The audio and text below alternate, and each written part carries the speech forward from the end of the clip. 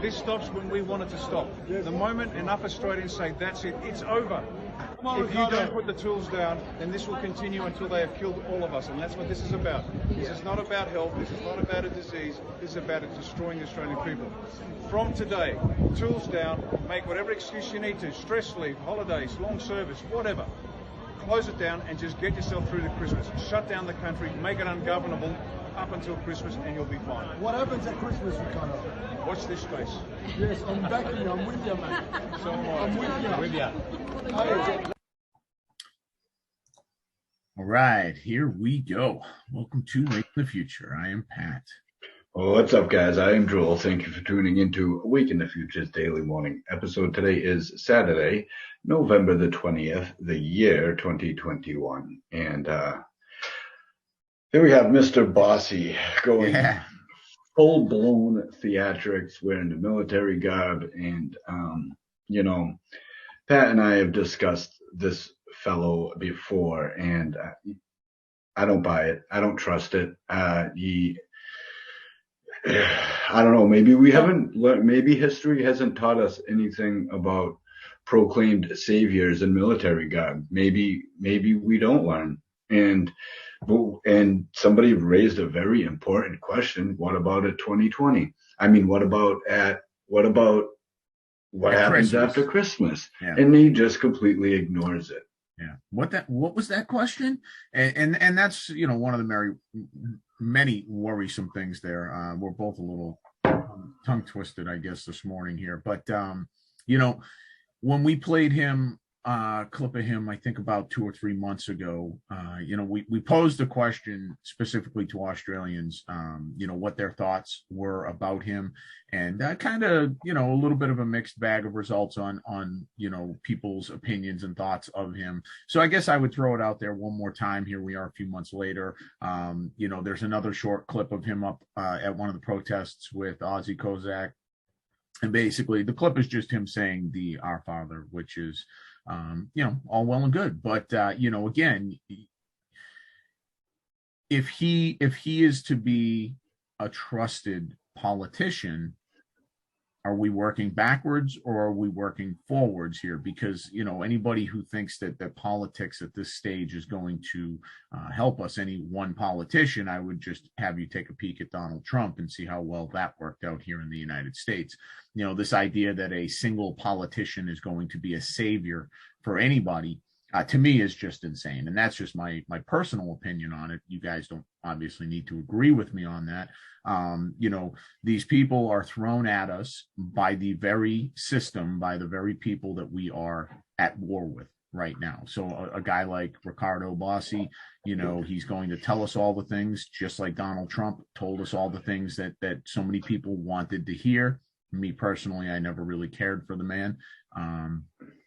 And here we are, years later, stuck in an even worse situation than we were prior to that person coming into control and power.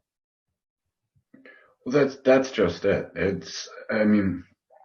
He comes in and he gives the people the hope. He gives them that thing that they need to grasp onto. He's going to come in and he's going to change things and it's going to be different.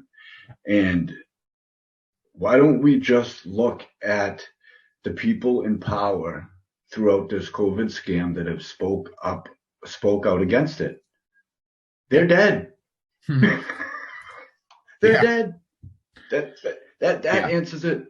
That answers it right there. Anybody with an actual voice.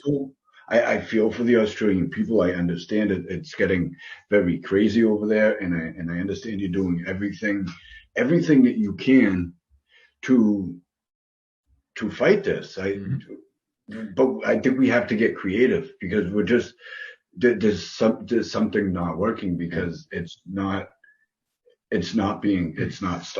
They're not rolling anything back.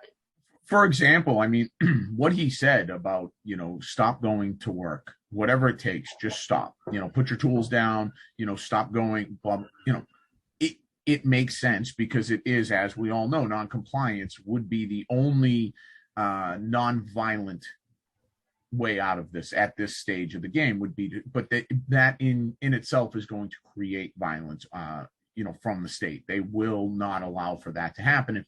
If for example, we'll use Australia obviously here for the example. Let's say that they can get 50% of a city, whichever city, name it, right? Melbourne, to not go to work, to just stop participating for 1 month, 2 months, whatever. They're not going to allow for that to happen. They will find a way to use force to get people involved some way, shape, or form. They will come after kids. They'll do it more so than they already are.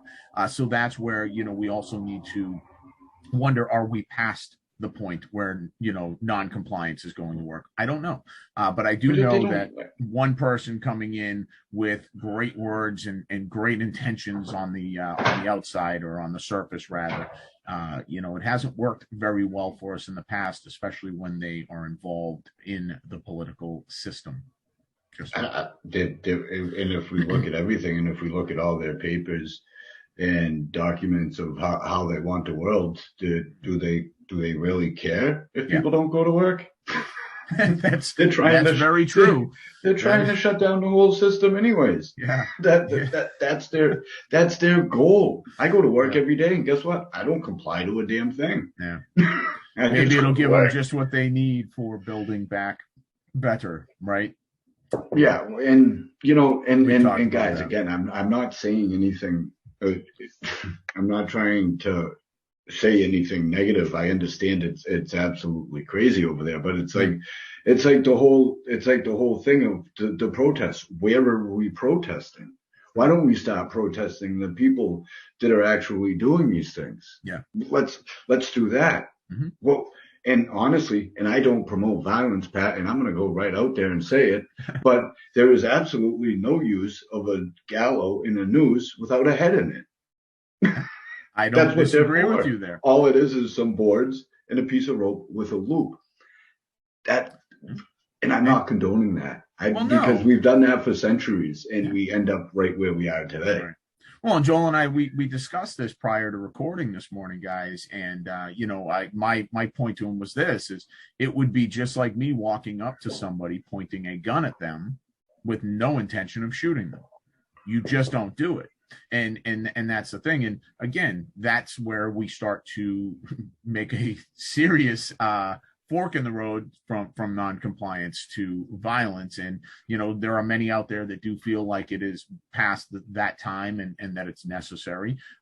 Some may say, no, it's just making a great point saying that this is what's coming. But again, if we're going to make those points, if we're going to point that proverbial gun, then we need to be prepared to pull that trigger. And maybe it is that point in Australia, Joel. Maybe, we're not there, obviously, so we don't know. We do have